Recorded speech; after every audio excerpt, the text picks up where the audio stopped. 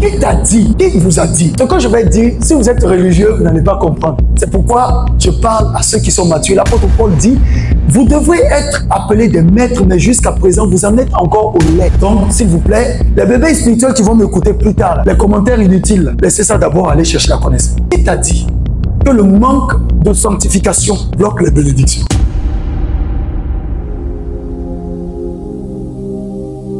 Regarde, pourquoi est-ce que Élie avait fermé le ciel sur ces gars-là? C'est à cause de leur idolâtrie et de leur bêtise, n'est-ce pas? Donc il était fâché, il dit bien, sinon à ma parole, il a verrouillé à cause de leur péché. Mais comme Dieu, dans son schéma, il dit qu'il doit pleuvoir chaque année, la pluie tombait normalement, comme je le disais tantôt. Cependant, elle se stockait parce que le prophète, c'est la bouche autorisée de Dieu. Donc une fois qu'il a libéré, que Dieu le veuille ou pas, Dieu est obligé de valider. Donc pourquoi il n'a pas dit sinon à la parole de l'Éternel? Il dit sinon à moi ma parole. Tu sais pourquoi? C'est la raison pour laquelle il a prié avec insistance. Parce que c'était sa parole, pas la parole de Dieu.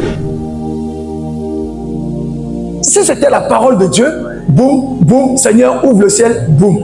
Mais comme ce n'est pas la parole de Dieu, c'est la parole d'un homme devenu Dieu, alors il faut défier les lois de la nature. Il faut défier les forces spirituelles. Élie était en train de dire, aucun démon, aucun sorcier ne peut faire tomber la pluie. Tu sais ce que ça signifie? Il a retenu en otage le deuxième ciel. Dans nos villages, dans nos traditions, quelqu'un peut décider qu'à ce périmètre, si seulement l'eau va tomber, et tu vois l'eau tomber. C'est fait avec les puissances sataniques. Mais quand Élie s'arrête sur la terre et dit, hey, sinon à ma parole, c'est-à-dire il déchire le deuxième ciel, il brise leur protocole, il stoppe tout, et sa parole arrive devant Dieu. Dieu regarde, il dit valider. Il faut des efforts pour ça. En fait, les forces des ténèbres sont en train de dire, mais toi tu es qui, un homme, pour nous défier? Élie dit, c'est ma parole. Comment je sais ça?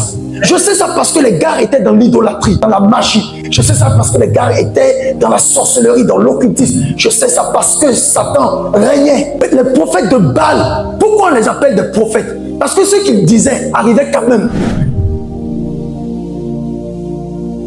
Mais c'était des prophètes de qui? De Baal. Baal et Astarté, le duo là. Ces deux démons, c'est un couple. Attention à eux. Ils sont encore très actifs dans l'église aujourd'hui. Beaucoup prophétisent dans l'église avec l'esprit de Baal.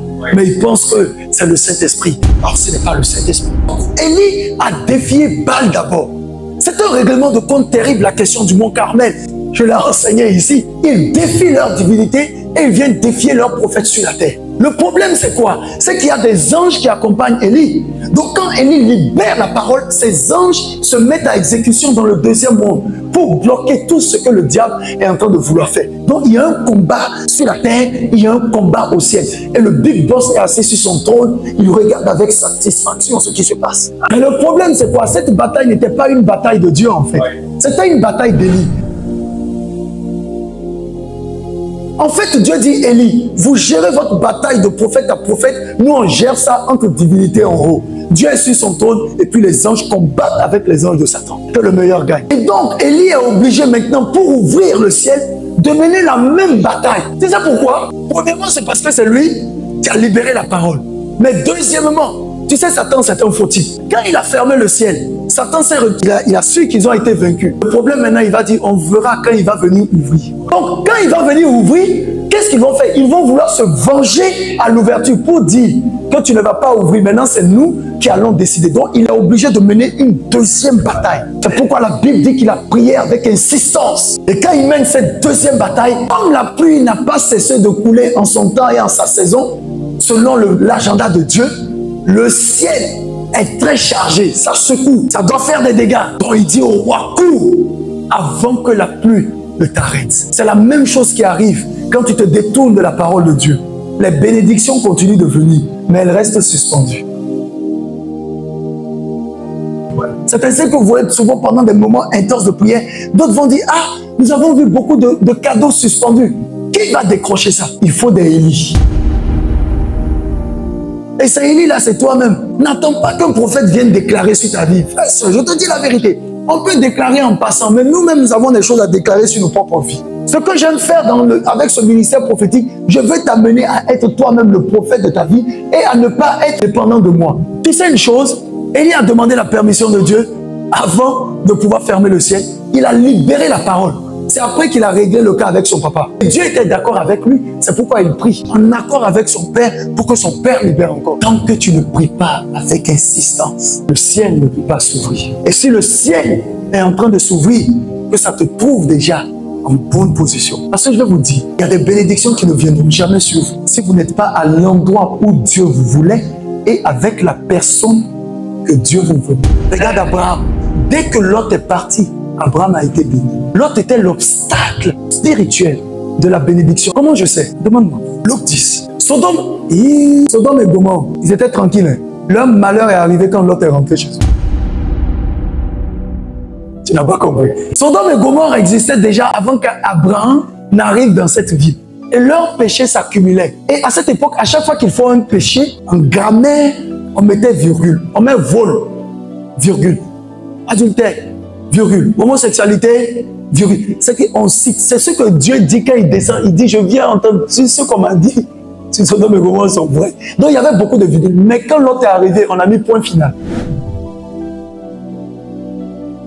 Écoutez-moi bien. Excusez-moi l'expression. Ils ont violé tout le monde. Ils ont fini avec les femmes. Ils ont trouvé que les femmes n'est pas douce. C'est Anus, le garçon, qui est intéressant. En forme, c'est poli, le rectum. Ça te choque, c'est ça. Mais dès que les invités de l'autre sont arrivés, ils ont dit, ces gars-là, on va les bouffer ce soir. Donc même les anges, leur problème n'était pas les anges. Leur vrai problème, là, c'est l'autre. Parce que quand l'autre est arrivé, c'est là que leur malédiction, là, on a mis la fin au décompte. Entre-temps, sans le savoir, l'autre était le malheur d'Abraham. Je reprends. Au moment où Sodome et Gomorrhe étaient là, le pays était vert. Je peux aller loin.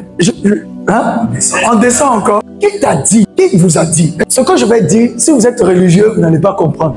C'est pourquoi je parle à ceux qui sont matures. L'apôtre Paul dit, vous devrez être appelés des maîtres, mais jusqu'à présent, vous en êtes encore au lait. Donc, s'il vous plaît, les bébés spirituels qui vont m'écouter plus tard, là, les commentaires inutiles, là, laissez ça d'abord aller chercher la connaissance. Qui t'a dit que le manque de sanctification bloque les bénédictions? C'est ça que le péché apporte les bénédictions. Je reprends. C'est ça que le péché envoie les bénédictions. Je vais t'expliquer. Tu n'as pas vu que c'est à chaque fois que tu pêches que tout est bien pour toi. Tu n'as pas remarqué? Mais quand tu es dans la voie du Seigneur, c'est difficile. Je vais plus loin. Sodome et Gomorrhe, là, ils étaient dans le péché, non? Leur pays était comment? C'était vert, non? Il y avait la sécheresse. C'est ce qui a attiré qui? Lot. Tu commences à comprendre? En fait, pour que le péché puisse t'engloutir, il faut qu'il soit doux. S'il est amer, tu vas le fuir. C'est pourquoi on te dit tout ce qui brille. Donc le pays de Sodome et Gomorrhe brillait, mais c'était un mirage. C'est ainsi que tu vois certaines personnes, tu dis, oh, mais Dieu l'a béni. Tu es sûr? On dit ne méprisez pas les prophéties, mais sondez les esprits pour voir s'ils sont vraiment de Dieu. Parce qu'une prophétie peut sortir, elle est belle, elle est agréable. Mais est-ce que c'est Dieu qui a parlé? Le gars est beau avec des plaquettes de chocolat. Tu veux poser ta tête là-dessus la nuit. Est-ce que tu n'auras pas de torticolis? Le pays était verdoyant. Et c'est ça qui a séduit Lot. Il a dit non, là-bas il y a la pluie, il y a la verdure, tout est bon. Il dit j'irai de ce côté. Mais tu as vu Abraham? Il a vu là où c'était sec, désertique, bizarre. Lorsque le diable te séduit, le diable ne te séduit jamais avec ce qui est vilain. Mais il te séduit toujours avec ce qui est beau. Et tu sais la parole des Écritures qui accomplit cela. Il dit, et la convoitise, lorsqu'elle fait 3 points de suspension, enfante le péché. Et le péché aussi, pareil.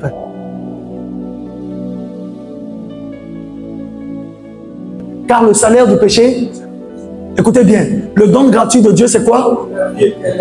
Quelle est la différence?